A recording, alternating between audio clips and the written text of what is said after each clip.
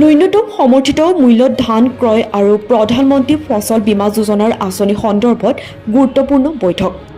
দক্ষিণ হালমৰা মানকাছাৰ জিলাখনৰ প্ৰধানত কৃষিভিত্তিক এখন জিলা। এই জিলাখনত বিশেষকৈ ধান, মৰাপাট, মাটিমাহ, মাকৈ, আলু, জলকীয়া, সৰিয়হ আদিকে ধৰি প্ৰায় সকলোবোৰ খেতিয়ে কৰে কৃষকসকলে, যদিও প্ৰধানত খেতি হ'ল ধান। সেয়েহে কুইণ্টেলে প্ৰতি ন্যূনতম সমৰ্থিত মূল্য 2183 টকা দৰত জাউদাংস্থিত ধান বিক্ৰী কেন্দ্ৰত ধান বিক্ৰী কৰিবলৈ বিনম্ৰভাৱে আহ্বান জনায় জিলা কৃষি বিষয়া ৰুস্তম আলীয়ে। প্ৰধানমন্ত্ৰী কৃষক সন্মান নিধি আঁচনিৰ অধীনত অন্তৰ্ভুক্ত জিলাখনৰ যোগ্য কৃষকসকলক কুইণ্টেলে প্ৰতি ন্যূনতম সমৰ্থিত মূল্য 2183 টকা দৰত জাউদাংস্থিত ধান বিক্ৰী কেন্দ্ৰতহে ধান বিক্ৰী কৰিবলৈ অনুৰোধ জনায়। লগতে উক্ত দিনৰ সভাতে কৃষক ৰাইজৰ মাজত প্ৰধানমন্ত্ৰী ফচল বীমা যোজনাৰ আঁচনিৰ সন্দৰ্ভত সজাগতা সৃষ্টিৰ প্ৰয়াস কৰা হয়।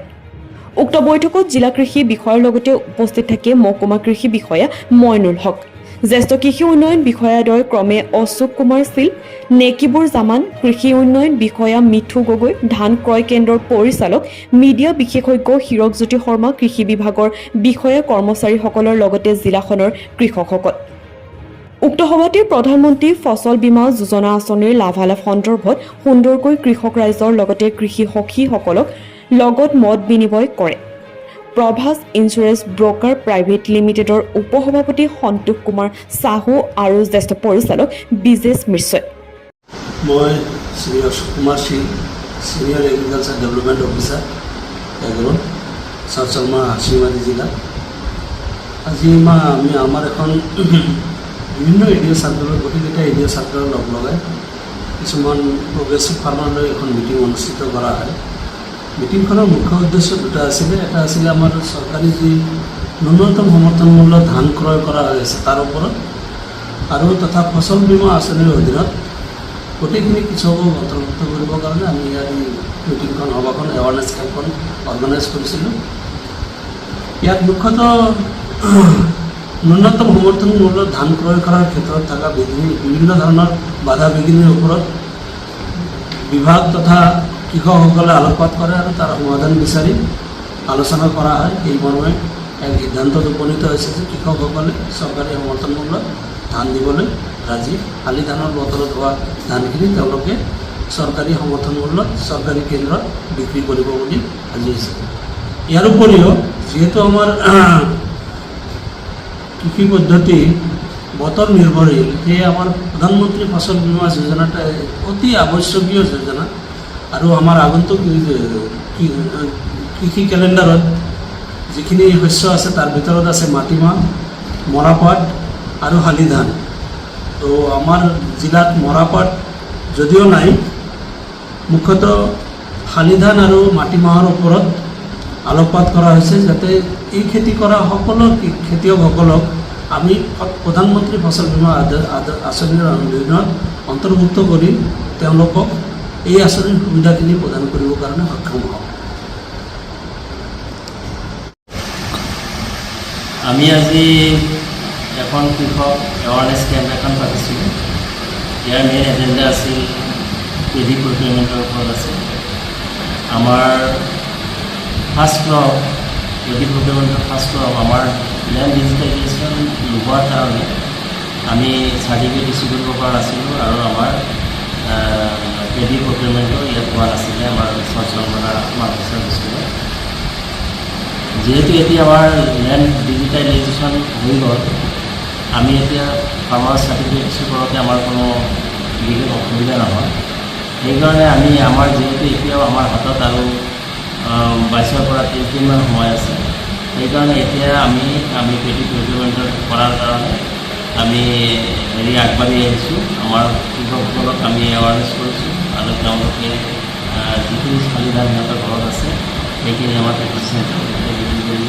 সিহঁতে ইচ্ছুকতা সিহঁতৰ প্ৰকাশ কৰিছে, সিহঁতে ইচ্ছাটো প্ৰকাশ কৰিছে যে আমি পেডি প্ৰকিউৰমেণ্টৰ আমি কৃষি চেণ্টাৰতে কৰি ধানখিনি বিক্ৰী কৃষি চেণ্টাৰতে আমি কৰিব। আৰু আজি আমাৰ মেইন উদ্দেশ্য এইটোৱে আছিলে। লগতে আমি আমাৰ ফ্লেগশ্বিপ প্ৰগ্ৰাম যিকেইটা আছিল সেইকেইটাৰ বিষয়ে আমি আলোচনা কৰিছোঁ। তাৰ ভিতৰত আমাৰ আছিল ফচল বীমা যোজনা, প্ৰধানমন্ত্ৰী ফচল বীমা যোজনা, প্ৰধানমন্ত্ৰী কৃষি সিঞ্চাই যোজনা, আৰু আৰু আৰু আমাৰ আৰু এটা প্ৰগ্ৰাম আমি ফাৰ্মাৰসকলক হেৰি কৰিছোঁ, বিশেষকৈ আমি বেছি ইনভেষ্টেজ দিছোঁ পেডি প্ৰকিউৰমেণ্ট আৰু ক্ৰপ ইঞ্চুৰেঞ্চৰ ওপৰত। আজি আমাৰ সজাগতা সভাৰ মেইন উদ্দেশ্য এইটোৱে আছিলে, আৰু আমি ধুনীয়াকৈ সজাগতা সভাটো আমাৰ অনুষ্ঠিত হৈ গৈছে।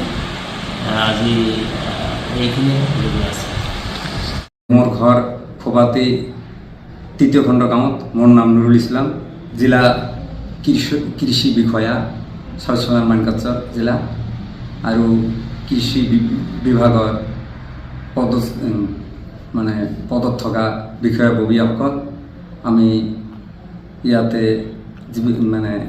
একগোট হৈ থকা কৃষকবিলাক আমি আজিৰ মিটিঙত এইটোই এটা খবৰ পাইছোঁ যে আমি আগন্তুক দিনত যে আমাৰ যিবিলাক উৎপাদনৰ ধান এইবিলাক আমি উচিত মূল্য পাম চৰকাৰৰ পৰা, এইকাৰণে আমি ধান দিম।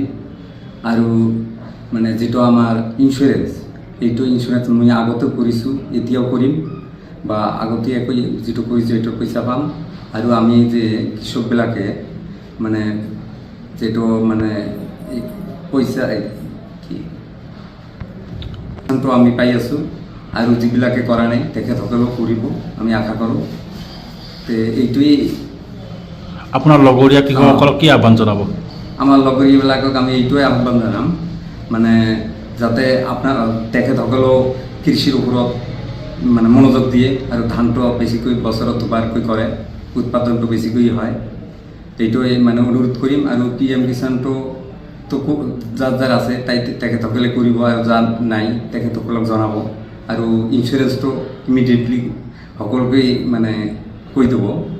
মোৰ নাম মাৰুফ ৰব্বানী, ঘৰ আমাৰ ঝাউডাঙাত।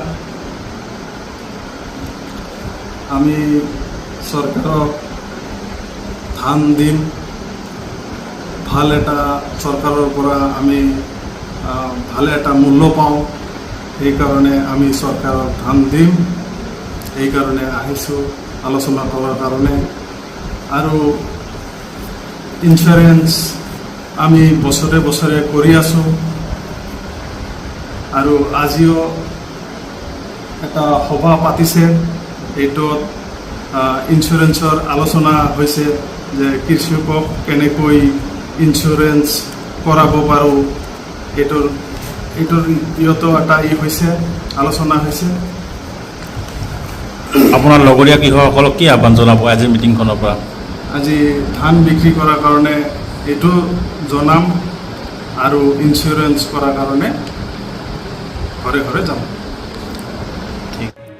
দক্ষিণ শালমৰাৰ পৰা কবিৰ হুছেইনৰ ৰিপৰ্ট, নিউজ 24 NE।